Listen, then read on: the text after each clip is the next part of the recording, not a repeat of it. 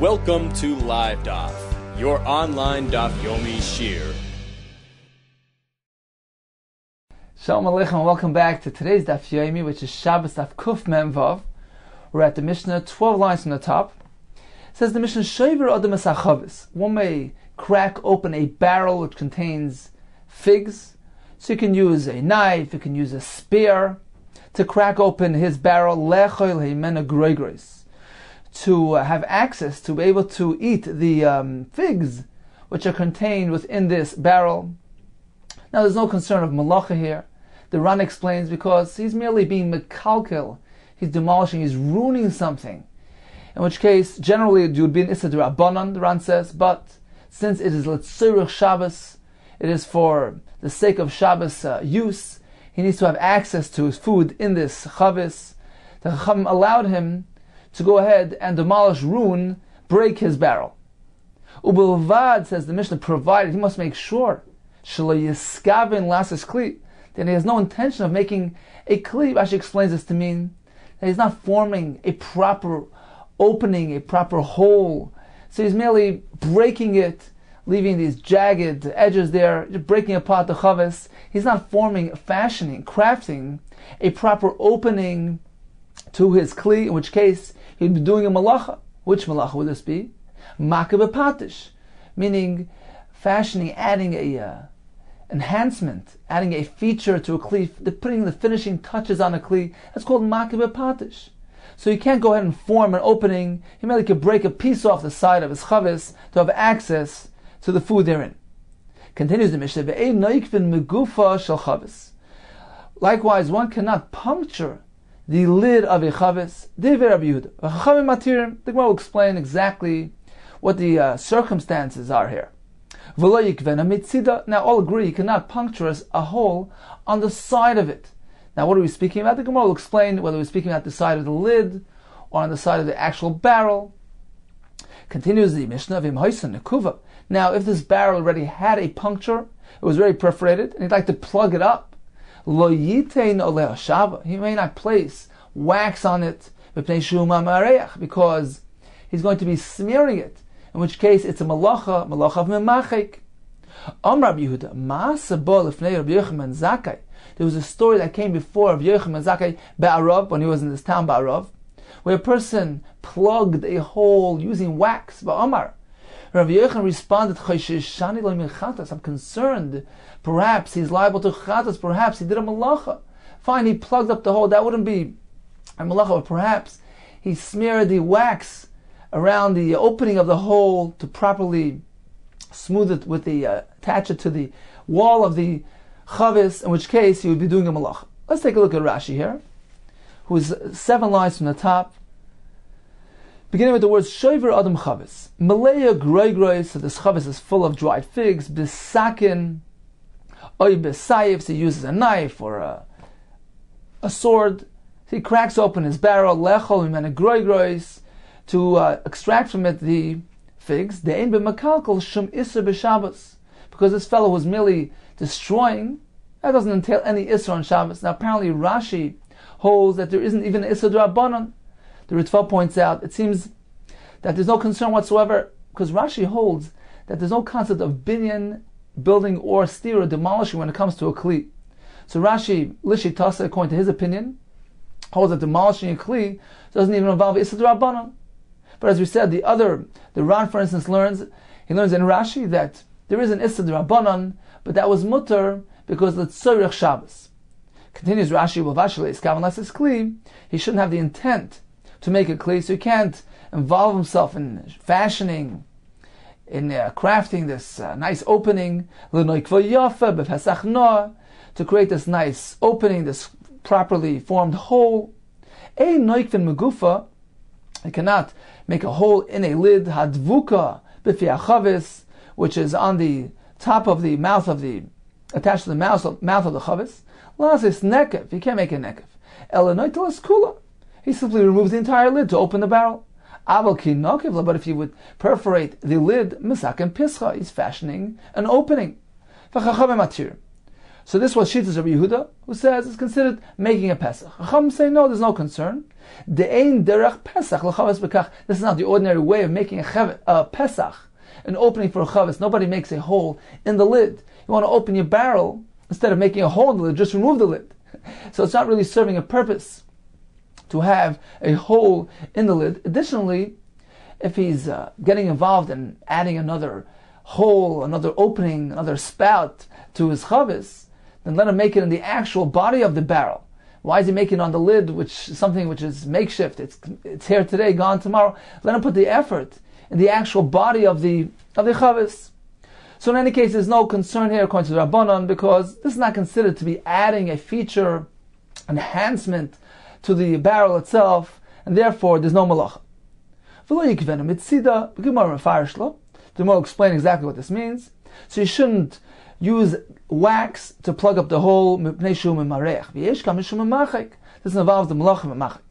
So the story came before Rabbi Yochanan Zakei Ba'arav. Rashi says Medina, a province, Michatas, so he was concerned perhaps this fellow is chayav achatas. Shema mireich hashava, perhaps he smoothed out the wax to attach the wax on the doifnek and the walls of the kli surrounding the hole, which would involve a malacha of memachik. Let's get back to the Gemara. Says the Gemara, Amar v'yosha lo yishanu. This allowance to break a barrel using, for instance, a sword. So one is actually moving this tool, the sword, to crack open his barrel. This is only allowed lo yishanu el drusos. If he's trying to extract those pressed figs. So drusos are the dried figs which were drusos pressed together in a glob, in which case he needs this tool, this sword, to cut it apart. So since he's already handling the sword for the sake of separating, cutting apart those figs, then he's allowed to use it to crack the barrel open as well. Aval meforodis. But if those dried figs are not globbed together, not stuck together, they're separate, in which case he doesn't need a tool to separate them, then he's not allowed to be metaltel the saif, this sword, to crack open the barrel. And Rashi already gives us a hint, because we're working with Shittas of Nechemia, who holds that any type of utensil, even a dvar het, even a permissible utensil, can only be handled for the sake of its defined use and purpose.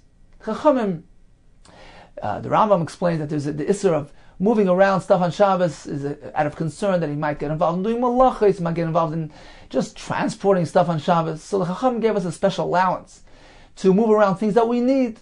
Rabbi Nechemia takes it a bit further. You can only move an item for the sake of its defined purpose. Otherwise, it's not included in the heter of tilton on Shabbos. Perhaps he regards that as merely transporting things around, because it's not for its designated use. It's not called a shimush, using this object properly, and therefore it is muktzah on Shabbos. So again, if he needs this tool, he needs the sword for the sake of cutting apart his figs, in that case, since he's already holding it for that, he may use it to extract it, to open the barrel up, to crack open the barrel. But if he doesn't need it for the figs because they're sitting separately, they're mefuradis, no tool is required, then he cannot even handle the sword for the sake of cracking open the chavis, because it's not its defined purpose.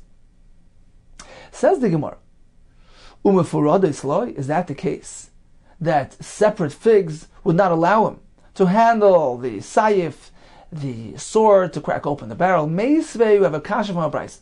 Rabbi Shimon Gamliel oimer, maybe adam esachavis. Shal yayin, a person may bring a barrel of wine, umates roisha b'sayif, and he could slice the tip, the head of the barrel with a sword, and present it to his guest on Shabbos, and he has absolutely no concern. So obviously, using a saif, a sword, for this purpose entails no issur.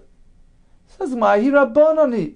That brayso is following Shittas Rabbanon, who have no concern, no reservation regarding using a kli, even if it's not for its defined and designated purpose. However, our Mishnah is reflecting Shittas Rabbi Nechemia, who limits the use of items on Shabbos to their defined purpose. Says the Gemara, What was pressing Rabbi Oshia to interpret our Mishnah in accordance with the view of Rabbi Nechemia, who limits the use of objects on Shabbos? How do you know that our Mishnah was following that shita? Ubedrusais, and we're speaking specifically when we have those figs which were clumped together. How does he know? Look, mabim faradis Rabbanan. Why can't he interpret the Mishnah in accordance with Shitas Rabbanan, who allow even carrying the sayif to crack open a barrel which contains faradis, figs which are lying separately? Amarava, you know why? Masis and kashise, because the wording of the Mishnah appeared difficult to Rav Yeshua. My area, the Tani Groigros. Why does the Mishnah specifically choose to describe the Shabbos as containing Groigros? Listen to Peiros. Why speak about dried figs? Just simply say it has Peiros inside. Why get so specific? Apparently the Mishnah is indicating that we're speaking about figs, dried figs, which were lumped together in a glob and needs to be separated using a tool, and that's why he's allowed to move around this tool for the sake of those figs, and on the way you can use it to crack the barrel as well. Continues the Gemara. Tanya Chada, we have in one brayso which says Chosoles shel groigros. So chosoles are these makeshift baskets made from palm branches in which they would put unripe fruit. Chosoles shel groigros, of these dried figs, or shel tamarim, of dates. So they would place these unripe fruits in there to sit there and to warm up and to ripen. Now when he's ready to access his fruit, how does he do it? Matir, he has a choice. Either matir, he can untie those baskets. Umafkia, or he can just take them apart, collapse them. V'choitech, or he can actually cut through it. Now, matir, untying, he can do with his hands. Mafkia, collapsing it, or v'choitech, cutting it, Rashi explains to be referring to using a kli for that purpose. Vitani, that we have another brayso which says matir. He can simply untie it, but he can't collapse it with a kli. Nor can he cut through this basket. So apparently there's a limitation here, and there's a steer between both braysos. One brayso allows all three methods. The second brayso limits. Loi kasha. Once again, we'll resolve it as follows: that they reflect those two opinions. Har Rabbanan, Har Nechemia. The shita of Rabbanan allows using even a kli, for instance, a knife, for this purpose, although it's not the intended designated purpose of a knife, to cut through baskets. Whereas Rav Nechemia limits the use of a knife only for its designated purpose, to cut bread, to cut meat. Therefore, he doesn't allow use of a knife to undo this basket. The Sanya, as we went to the Bryce of Rav Nechemia, afilu tarvet, even a spoon, afilu talis, a garment, afilu sakin, or a knife, ein nitolin elu l'tzorech tashmisha. It can only be handled if his intent, purpose is to use it for its designated use. Continues the Gemara. Boi miner of Sheshes. So they asked the following question of Sheshes. Let's just give a quick intro here based on what we learned in the Mishnah. One can crack open a barrel because he's merely accessing the content of the barrel. It's a destructive, act of destruction. As opposed to making a nekev, a pesach, no'eh, Rashi said, that he can't do. He can't fashion a nice opening, a nice hole, because that's a constructive act. That's enhancing the appearance and the function of this kli. That's called a malach of makeh patish. So destruction is allowed. Construction is unallowed, is disallowed, is prohibited. What about something in the middle? What about, the Gemara is going to ask regarding taking a spear and poking it through the side, the walls of this barrel. So he's not forming a nice, a pleasant looking opening. It's not this small puncture. It's this rather large hole with some jagged edges. So you can look at it either way. Is he coming to fashion an opening to the chavis? Is he coming to enhance the function, coming to add a feature, and it's a malacha? Or perhaps he's merely breaking it open so that the wine can flow out freely in abundance.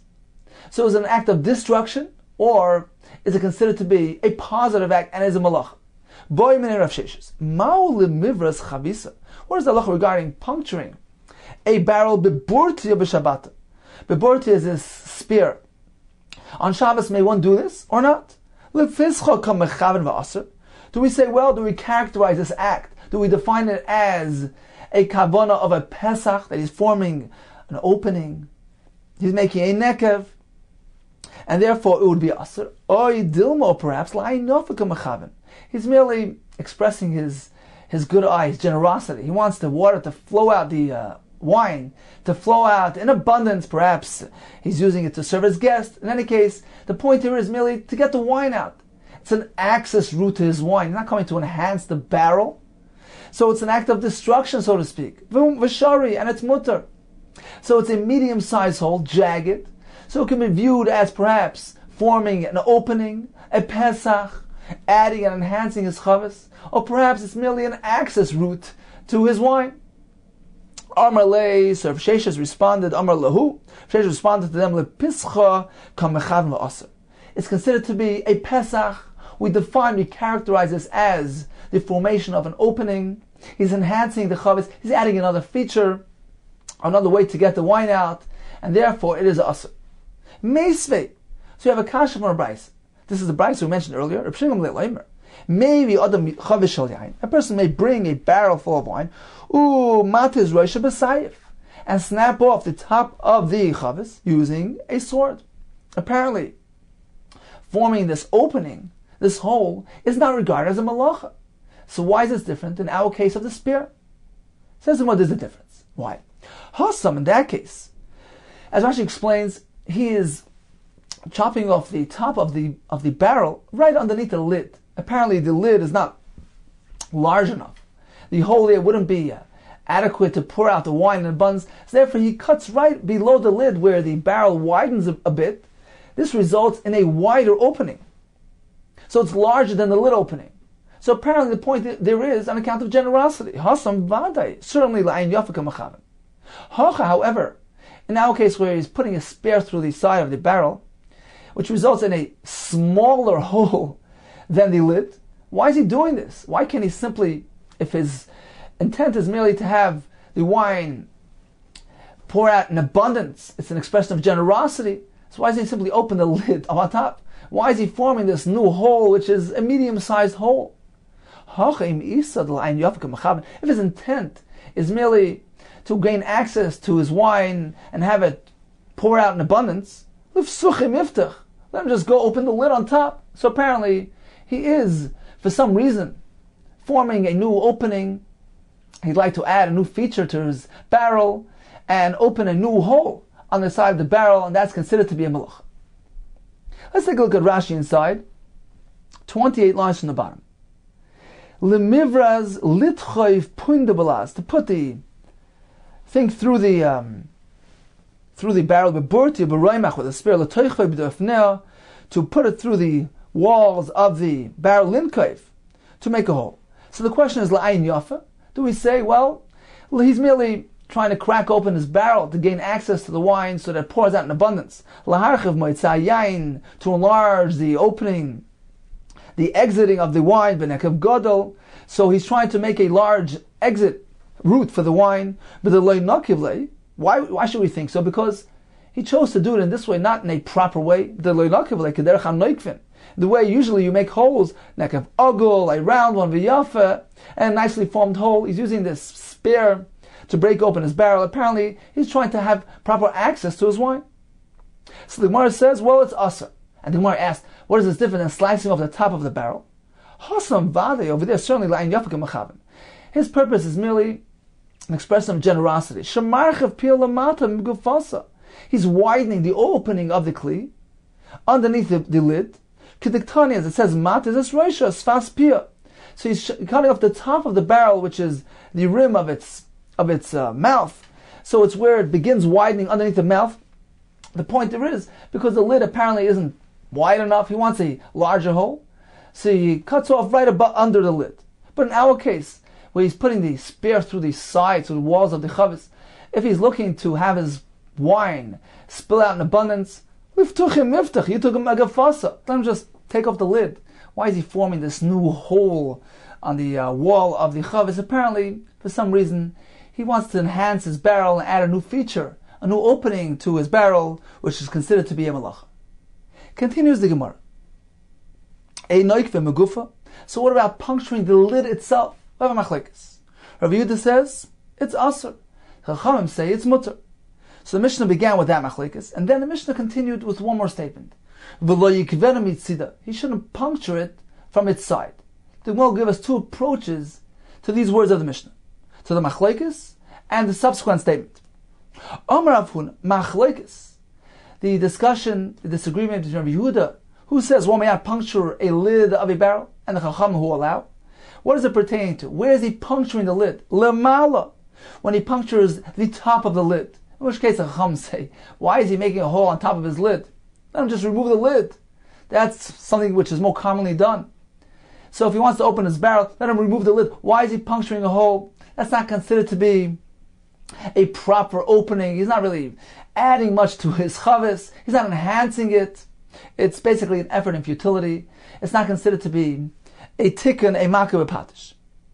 Aval minat sad, but if he chooses to puncture the side of his lid, all agree, even the Chacham will agree, it's asur, because there is some sort of benefit in puncturing a hole at that location. Rashi explains, it protects the wine from dirt, from pebbles falling into it. So in this case, he's actually enhancing the performance of his barrel. He's adding a feature, a horizontally formed hole. Therefore, all agree that this would be considered a proper Pesach and a Malach. V'hainu d'tani. That's how we understand the next statement of the Mishnah. Lo yikvenu mitzida. Don't make a hole on the side. On the side of what? Of the lid. Because all agree that's called a Pesach. So this is Rav Huna's approach. The machlokes is on top. Everybody agrees on the side. Rav Chizda Amar, machlokes minat tzad. The machlokes actually pertains to the side of his hole. Rav Yehuda says it's a Pesach because it protects it from the afar falling in. Whereas the Chacham maintain a hole is not meant to be punctured into a lid.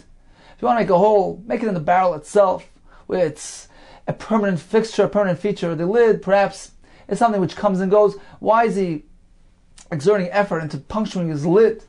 So that's not something which is generally done. One generally removes his lid if he wants to open it over there. So it's not considered to be a proper Pesach, and there's no malach involved. But if he punctures the top of the lid, all agree, there's no important purpose there. It's not considered to be a derech of a Pesach. It's not considered to be an enhancement to his chavis. He's not being masak in the kli. He's not really adding much features to his barrel, and therefore it's not a malach. If so, what does the Mishnah mean? When the Mishnah proceeds and says, don't make a hole on its side, that's referring to puncturing a hole in the actual wall, the side wall of the chavis. That all agree is a malacha, because that's not in the lid. For some reason or another, he wants to add another opening, another passageway to the wine on the side of the chavis. So he's enhancing the actual barrel. He's adding a new feature to his barrel, and all agree that would be considered a malacha. So according to Chiz's approach, machlokes is puncturing a hole on the side of the lid. On the top, all agree would be asur, and likewise, all agree would be mutter. And likewise, puncturing a hole into the actual barrel, on the side of the actual barrel, all agree is considered to be adding a feature to his barrel and enhancing it, and a malacha. So in summary, we learned regarding a barrel which contains food or drink. The Mishnah told us one may break the barrel to get his figs out. According to Nehemiah, he cannot be metaltal a sword only if he actually needs it. For instance, to cut apart those figs. In which case, once he's holding it for that, he can actually use it to break open the barrel. The Mishnah stipulated they must make sure not to have a kavanah to make a cleave. As she explains, he shouldn't make a nicely formed, fashioned opening. That would be considered a malacha. We learned in the Gemara, one can chop off the top of a barrel of wine. That's considered to be la'ayin yafa. He's merely expressing his generosity to have the wine pour out in abundance. Regarding puncturing the doifen of a chavis, a side of a chavis, using a spear, we concluded that's asur, because that's considered to be forming a new hole, a new pesach, a new opening to his barrel. Regarding puncturing the lid itself, according to Rav Huna, if the hole is on top of the lid, then we have machlekes. Rav Yehuda says asur, Rabbanan say mutter. That hole has not much value. It's not considered to be a pesach for the chavis. If the puncture is on the side of the lid, all agree that it's asur, because that has value. That's adding and enhancing the barrel, by protecting the content from having foreign matter fall into it. According to Rav Chizda, if the hole is on top of the lid, all agree it's useless, it's not considered to be a Pesach. If it's on the side of the lid, then we have the machlekes. Continues the Gemara. Tana Rabbanan, we learned in the Bryce. A noikvin nekev chadash v'Shabbos. If one has a kli, he cannot initiate a new hole, he can't puncture a new nekev. V'bala haisif maisif. But if he would like to merely enhance it, broaden the hole, widen the hole, that he can do. V'eish aimrim, ei maisifin. Eish aimrim hold, no, he cannot broaden even a pre-existing hole. V'shavin, now all agree, shenoikvin nekev yashan l'chatchila. One may unplug a nekev yashan, so we have a pre-existing hole which was plugged shut, he can unplug it, reopen it, that's not considered to be making a nekev. Says the more of a Tanakama, now getting back to the Tanakama, who differentiates between initiating a new hole which is asur and widening a pre-existing hole which is mutter. What is the difference between the two things? Why can't he make a new nekev to come a second pischa? Because he's fashioning an opening. He's making a tick into the kli. Nami. Come a second pischa. When he's enhancing and broadening, widening a hole, there as well, he's being masakin, he's repairing, he's fixing, enhancing the opening. That's considered to be a gmar malacha. Amar Rava, the explanation is as follows. Dvar Torah means minat Torah, kol Pesach, she'ene asui, lahachnes loitzi, ene Pesach. Any opening which is not used multi-directional, it's not used in both directions, to take things and put in through this hole, and to take things out of this hole, is not regarded legally as a Pesach. In order for this opening to be considered a true, proper feature of this kli, a truly functional opening, it needs to be serving in both directions. That's considered to be a permanent, proper hole of a kli, a proper opening of a kli. It's meant to serve going in, it's meant to serve coming out in both directions. That's minat Torah. Rabbanan, who the gazer mishum lo shatan nikoyim. Rabbanan, however, said even a single directional hole is considered to be a isser. We regard it as a pesach. Why? On account of a lul shatan nikoyim. Lul shatan nikoyim is a chicken coop. There they would make a hole for ventilation, and it's a multi-directional hole. It's a multi-use hole. The ovid li yulavir. It's meant to have fresh air come in. Ulafuki havla. And to extract through it the hevel, the putrid smell, the humidity within the chicken coop. So it's a multifunctional hole, which is considered to be a proper Pesach Minat Torah.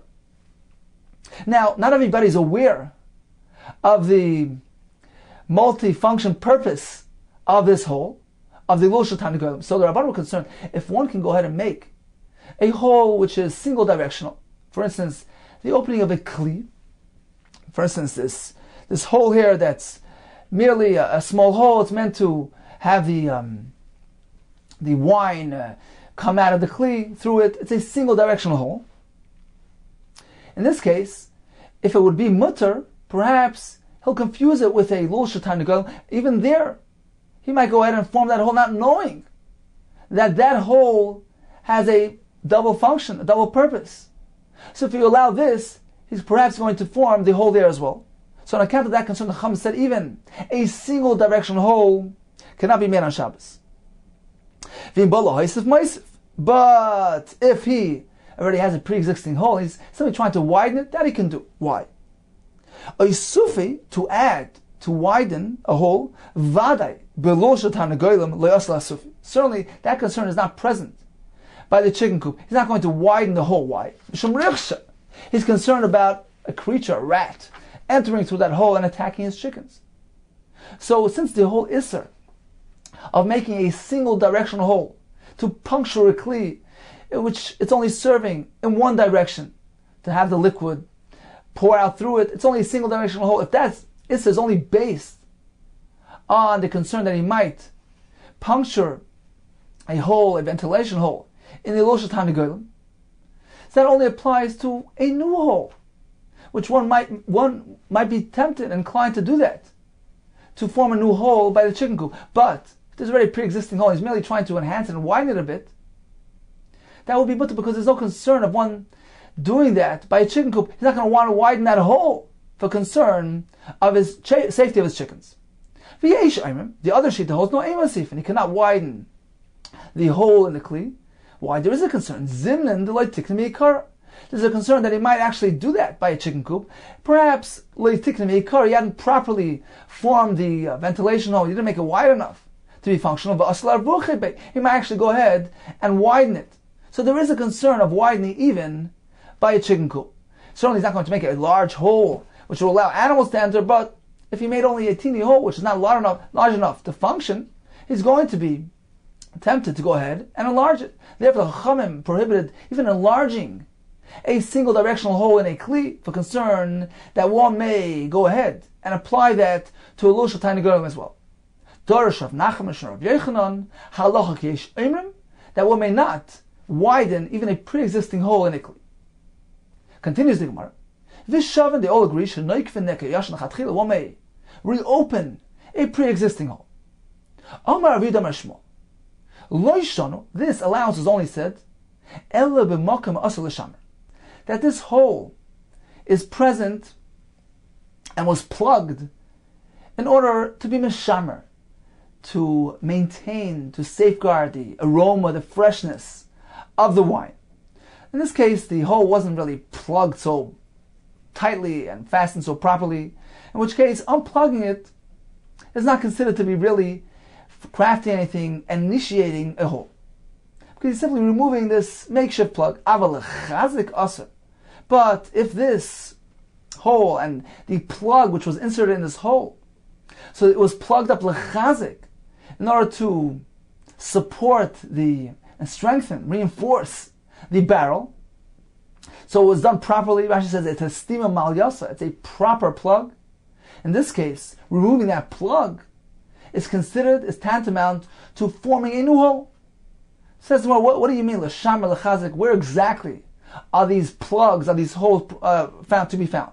Heichi dami l'shamar. What exactly is an example of l'shamar, which is considered to be merely a makeshift plug? Heichi dami l'chazik. What is the example of this proper plug? Amar Chizah l'mala min hayayin. The hole which is on top of sea level, on top of the wine. Zeu l'shamar. That plug, that closing up the hole, was merely intended for the purpose of safeguarding the aroma, the freshness of the wine. So it's not below the wine level, it's above the wine level. So that hole wasn't so properly plugged. Therefore, removing that plug is not regarded as though he's opening and fashioning a hole. However, l'mata min hayayin, below water level, below wine level, zeu l'chazik. That plug indeed was there to strengthen, to reinforce the barrel, meaning to keep the wine in the barrel. That plug must have been done properly, and removing it is regarded like a peseach of a Pesach. So according to Rav Chizda, it depends if it's above a wine level or below wine level. Rav Amar, even if it's below wine level, that is also considered to be merely l'shamer, because it didn't need to be plugged so properly. It's not really supporting the weight of the wine. It's merely on the side of the kli.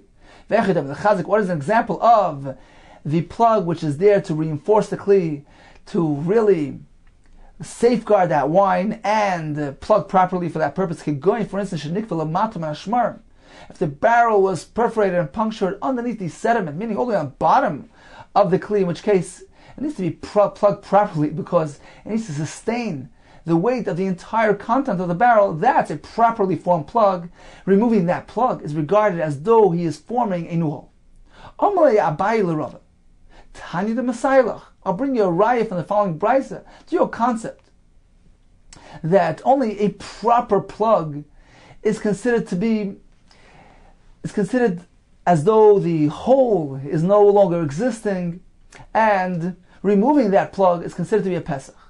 So only something which was properly closed off is considered to be non-existent. The brisa says, Bayis Sosam, Yeshle Arba Amis. Rashi explains, we're speaking about partners in a courtyard, so each one has his house. They want to split the courtyard between themselves. Halacha is that firstly, we grant a portion of the courtyard per doorway. A doorway needs a service area in front of it. So we grant for each doorway a certain amount of the chatzar area, 4 amas into the chatzar. So we have a doorway. So however wide that doorway is, so we give him an area extending into the courtyard at a distance of 4 amas for each doorway. So that's the first level, first stage in splitting up the chatzar. Then the remaining area in the chatzar is split evenly amongst the partners. The Brisa says bias sasa. So he has a bias whose doorway was blocked off. Is that considered to be a doorway, which grants him that privilege of getting the 4 amas into the chatzar? Or do we say that doorway is no longer in existence? It's not regarded as a doorway. It doesn't have its privileges. It still has this privilege, this right of getting the 4 amas. However, if he demolished the doorway, the posts, in that case, the doorway is no longer in existence. He no longer has that privilege to receive the 4 amas. Another halacha, a similar concept, bayis sasam. This home whose doorway has been blocked off, it does not impart tumah to the area surrounding it. Rashi explains that there's a tumah around a mace, 4 amas around the mace. Chacham are concerned that perhaps one who gets too close to the mace might hover above it, might become tummy through being an oil. Therefore, within 4 amas, it is metame, a person who gets too close. Now, a caver, a grave, likewise has that tumah. Within 4 amas of the grave, there's tumah. What if the mace is sitting in a home? A home is not a grave. So it depends. If the bayis is sosum, the doorway was blocked off, was closed off, ain't a metame kol sviva. It's not metame. Why? Because it's still a house, it's still a home, it's not a caver. So the area surrounding that home does not have tumah. Because as long as it's still legally regarded as a doorway, this thing is considered a home. But if he demolished the doorpost, in this case, it is no longer considered to be a home. He blocked off the door completely, blocked it, removed the doorposts. Now we regard it as a caver. So this home has attained the status of a grave, and it's metame kol sviva. And it imparts tumah to the area immediately surrounding it. So Abaye says to Rava, I'm proving to you from this brisa that when something was completely demolished, then it loses its status. This doorway is completely blocked off and demolished, then it's no longer considered a doorway. But if it's merely blocked off, but it still has the doorposts, and it doesn't lose its status of a doorway. Likewise, a similar concept when it comes to the plugging of a hole. If it's properly plugged and really fast and tightly closed off well, for instance, if it's beneath the sediment, beneath the shmar, where a proper plugging is required, only then is that hole considered to be gone and not in existence.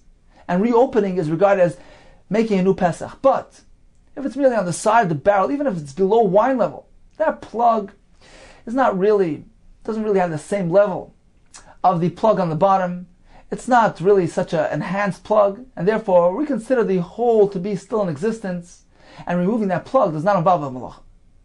So in summary, we learned about making a nekev chodosh in a kli. All agree that's aser.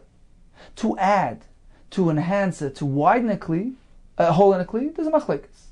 Regarding reopening an old hole, so if that plug was merely lishamer to maintain the freshness of the wine, that's not really a proper plug, and it's mutter to remove that. If it's lechazik, if it's there to reinforce the barrel, it's a proper plug. Removing that is considered a malacha. Now, what is the definition of l'shamer lechazik? So you have 2 opinions. One opinion says l'shamer means that it's above wine level. The other opinion says even if it's below wine level, it's still considered l'shamer. What does lechazik mean? One shita says if it's below wine level. Rava says it needs to be on bottom, all the way on bottom of the barrel. Only then is it considered to be a proper plug. Continues the Gemara. Guvsa is a kana, a reed which they would use as a spout for a barrel. Can one use that? Rav asar u'shmol shari. Rav says you can't, Shmuel says you could. Gemara will explain. Mechatech lechatchila. To go ahead and take a kana and chop it down to size. To kuliyam le'pligi the asar. All agree that it's asar. He's been masakin a kli. Ahaduri, to return the kana to its place once it was previously used and cut down to size. To kuli amali pligi the shari, all agree, there's no concern, it's mutter. Ki pligi, when is there machlekes? The chaticha. If this kana was already cut down to size, but v'loy misakna, wasn't yet fitted into the chavis, and we're not sure whether it's properly fitting, whether it really has the right size. Can one affix it to the hole of the chavis and use it or not? Man the asar, Shmuel says you can, he holds. Rava says you can, he holds. Gazrina, one can't use it because we're concerned dilma asar lemech, because perhaps he's going to go ahead and cut it down to size. If it doesn't fit properly, he's going to be inclined and tempted to adjust it. And that's a malach. Uman the shari. According to Shmuel, who allows, he says, Lo Gazrin, we're not concerned about that. Kitanoi, as we find the following machlekes Tanoi. Ein choytrin sheferes b'yantiv. One may not cut a reed, a cylinder, a kana on yantiv, ein tzarech laim b'Shabbos, certainly not on Shabbos, because it's involving a malach. Nafla. Machzir neisa b'Shabbos. If it fell out of the barrel, you can go and return it back to its place on Shabbos. There's no concern. Ve'ein tzarech laim b'yantiv, and certainly on yantiv, one's allowed to do that. For Rabbi Yoshe Mekel, the Brisa concludes, Rabbi Yoshe says it's mutter. Now, he's being lenient with what? Says the Gemara, Rabbi Yoshe Ahai, what is he referring to? Ilem Aresha, perhaps on the first halacha of cutting the reed down to size. He allows that? Hokam Asakin Mana. He's fashioning, he's fixing. Hey, Kli. All agree that's Asr. Ela Seifa. Rather, he's going on the Seifa, which discusses returning the kana back to its place in the hole of the barrel. There, he's lenient. Tanakama Nami, Mishakashari. Tanakama as well allows. So what's the machlekes? Ella, says the Gemara, rather, evidently there's a third halacha that is contained in this price. The chaticha v'lei mesaka, ike benayu. The point between them is the case where chaticha, this kana was already cut down, but wasn't yet affixed to the barrel, in which case we're not sure of whether it's going to be successful or not. Mar sava gazrina, Tanakama says you can't do this because we're concerned that if he sees that it's not fitting properly, he might be tempted to adjust it and cut it down to size. So you can't use this.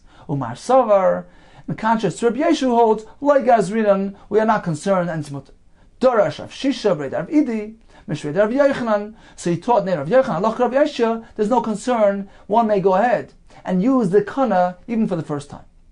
Continues the Gemara, the Kuva. The Mishnah concluded if there was a hole in the barrel, he must make sure not to use wax, because if he smears that wax, he's doing a malacha. Says the Gemara, Mishcha, what about using thick oil? So it's not wax, it's thick oil. Rav Asar u'Shmuel Shari. Rav says, no. Shmuel says you can use it. Man the Asar, according to Rav, who says it's Asar, why? Gazrina Mishum Shava, we're concerned. If he uses this, perhaps he'll use wax, which will entail a Isser Darais. Uman the Shari, according to Shmuel, who allows, like Gazrina, we're not concerned about confusing oil with wax. Amalei Rav Shmuel bar Rav Chanel Rav Yosef. Beferish Amrslan, Mishmei the Rav, Mishcha Shari. You specifically told us the name of Rav, that one may go ahead and use thick oil. Amar Tavez Rishpa. His name was Tavez Rishpa, means he was a bird trapper. So he said, Amar Shmuel, the name of Shmuel. Anu halacha. Haitar for the asa. This leaf of a myrtle, of a hadas. Asr. One may not affix it into the hole of the barrel to use it as a spout. So the leaf of a hadas was perfectly suitable for this because it can bend, fold up slightly, and serve as a spout, as a spigot. So we can't use it. Why? My timer, Rav Yemer Medifti Amar, he says the reason is Gzeru Shem Marziv. Because if he uses this leaf and forms it in this form of a faucet, of a spout, perhaps this will lead him to actually form and create a proper spout, which is a malacha. Rav Ashi Amar Gzeru Shem Yiktan. The concern is that he might pick it off the branch, in which case it's a mesaken kli and it's asr. So you have two reasons for the isser. My binayu. What is the difference between both approaches? The difference is the katim umanchi. If the leaf is already picked off the branch and just sitting there, so there's no concern of shami yiktaim. But there is a concern if he can do this, he might go ahead and actually form and fashion a proper spout. Continues the Gemara regarding another halacha, Beis Sadya. Beis Sadya Rashi describes as being felt materials which are used sometimes instead of a substitute for a pillow. So can one go ahead and dress himself in these materials and carry it out in Shus Ram, do we consider it to be a malbush, like a garment or not? Rav says no. Shmuel shari, Shmuel allowed. Shmuel considered to be a malbush. Berachin, now, what type of material are we speaking about? If they're soft, berachin, kulamale pligi the shari, all agree that it's mutter, that's considered to be a derech malbush. Rashi says it is common to warm oneself up with it, so it's considered to be okay to carry in Shus Ram. Big cushion, if they're stiff and hard, the kulamale pligi the asa, all agree that it's asa, that has no resemblance to a garment. Ki pligi, when then is there a chaykas b'mitzi? There's somewhere in the middle, not too soft, not too stiff. In which case, Rav says it's asr. Man the asr, Rav says asr mechse kemasa. It appears like a load. Uman the shari, according to Shmuel, that it's mutter. Lo mechse kemasa. It doesn't appear like a load. Rather, we treat it like a garment.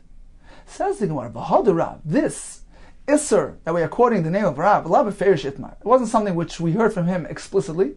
It was derived from an incident. The following story. The Rav Iklalu Asr, Rav came to this place, where he didn't have enough space in the home to sit his Talmidim down. Nafak Yosef Karmelis, he went out and he sat down in a Karmelis in an unfenced area. Aisole Beisadios, they brought him this type of material. Lo Yosef, he refused to sit down on the material.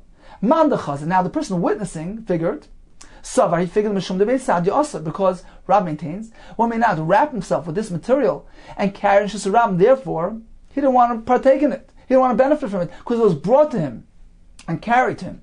But that wasn't the reason, says the Gemara. Meaning, you cannot derive from this story that Rab necessarily holds that one cannot wrap himself with these garments and take it out, because perhaps the reason there was a totally different reason. The reason was actually based on another concern. The Rav Achrizi Machris. Beisad Yeshari, actually Rav announced that wrapping oneself with these materials is actually mutter. So why then didn't he sit on that material? Mishum Koved Rabbi Seinu Lo Yoshav Alav. On account of the honor of Rabbi Seinu, of our teachers, he didn't want to sit on it. Why? Because he was the only one that had this luxury of these materials, and the other ones didn't. Uman and Nina, who are we referring to? Which Rabbi Seinu were present there, didn't have these materials to sit on? Rav Kana, Rav Asi. So Rashi says they were Talmidei Chaberim. They were student colleagues. So on account of their honor, since they didn't have what to sit on, he refused to sit on them as well. But it's unrelated to a concern of carrying them in Shus Ram, which certainly Rav holds would be mutter. So in summary, we learned 3 different halachas where we have machlekes between Rav and Shmuel. Placing this guvsa, this kana, this reed, this bamboo, which was already cut down to size but was never actually used. Rav says it's us, there's a concern, he might cut it down to size. Shmuel says it's mutter.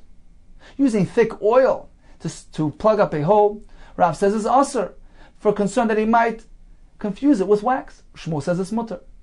The Gemara maintains, at least according to one version, that when it comes to these felt materials which are in between soft and hard, can one wrap himself and walk out in Shus Ram? Rav says usher, and Shmuel says mutter. When there's another halacha regarding using the leaf of a hadas as a spout for a barrel, according to one sheet it's mutter, according to other sheet it's usher. One reason is for concern that he might fashion a spout. There's another approach that he might go ahead and pick it off the branch. Continues the Mishnah. When I place a cooked dish, so it's a pot with some food inside, he can place it into a pit, place it down on the floor, so that it remains cool. Likewise, he can place a container full of drinkable water into undrinkable water, so that it cools off his water. Likewise, he can take a container of cool water, put it out in the sun, so that it warms the drop, it loses its chill. Continues the Mishnah. If one's on the road and his clothing were nashru b'mayim, they fell into water and they're wet, he can continue walking without any concern. Once he reaches the first courtyard of the city, which is a secure area, then he can remove his clothing and lay them out to dry. Lay them out in the sun to dry. He must make sure he's not doing it in full public view, perhaps people will think that he washed his clothing on Shabbos. So in private he can do it, but not in public. Continues the Gemara Pshita. The Mishnah began, he can place a tafshel in a bar. Why not? Mao, the Tema, perhaps I would say, Nigza Mishimashvi Gumais. That this wouldn't be allowed for concern that when he places it in the bar, he's going to see something uneven on the floor. He's going to want to place his pot properly. He's going to straighten out the gumais, those pits, in which case he's doing a malacha. Perhaps that would be a concern, which would be a reason to prohibit this. Kamashmal, Mishnah teaches us, there's no such concern. He can place a container with good water into undrinkable water to keep them cool. Pshita. Why would I think otherwise? Seifa Tzrichale, the Mishnah speaks about this case on account of the next halach, which is indeed a novelty, a chiddush. You can place a container in the sun, then that's mutter. Haname pshita, this is also an obvious halacha. Perhaps, as the Gemara the time, perhaps nigzar mishum de'as dilma asir latmuni beremetz. Perhaps he should not be allowed to place in the sun. Perhaps he's going to confuse this with something else. He's going to be matmin beremetz, insulated using coals, which are muktzah, which may involve the malacha. So if you allow this, he's going to do that. Kamashmon, the Mishnah teaches us there's no such concern, and he can do this. Misha Nashru continues the Gemara Amar Vidamarav. Kol Makam She'asu Chacham. Whenever the Chachamim established an Isser Mipnei Maris Ayin on account of public perception, so that the public will not misinterpret what he's doing, therefore he must limit his action to prevent misconception. Afilu b'chadri chadarim asur. This Isser applies universally, even when he's in privacy, b'chadri chadarim, in the privacy of his inner rooms. The Chacham applied a blanket Isser. They didn't differentiate between different circumstances, whether he's in full public eye, whether he's in this private area. They didn't want to differentiate, and they issued a blanket Isser. Tanan, we learned in our Mishnah, he can lay out his clothing to dry in the sun, but not in public view. So apparently we differentiate between something which can be done in public, lest the public think that he washed his clothing, but in private he can do it. So we differentiate between the circumstances. Says more Tanai, indeed, it's a machlokes Tanaim, whether we apply the Isser universally or we differentiate.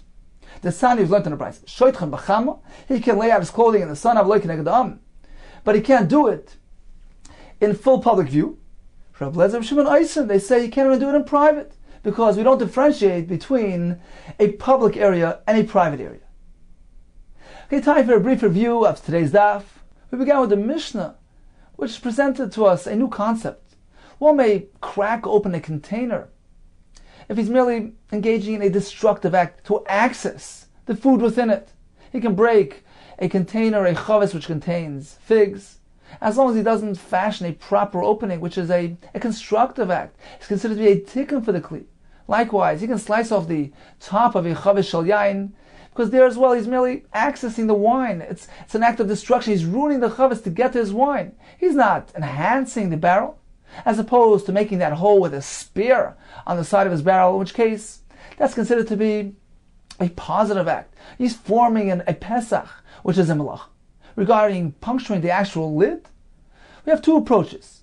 According to Rav Huna, if the hole is on top of the lid, then we have machlekes. Rida says asur, Rabbanan say mutter. That hole has not much value. It's not considered to be a pesach for the chavis. If the puncture is on the side of the lid, all agree that it's asur, because that has value. That's adding and enhancing the barrel by protecting the content from having foreign matter fall into it.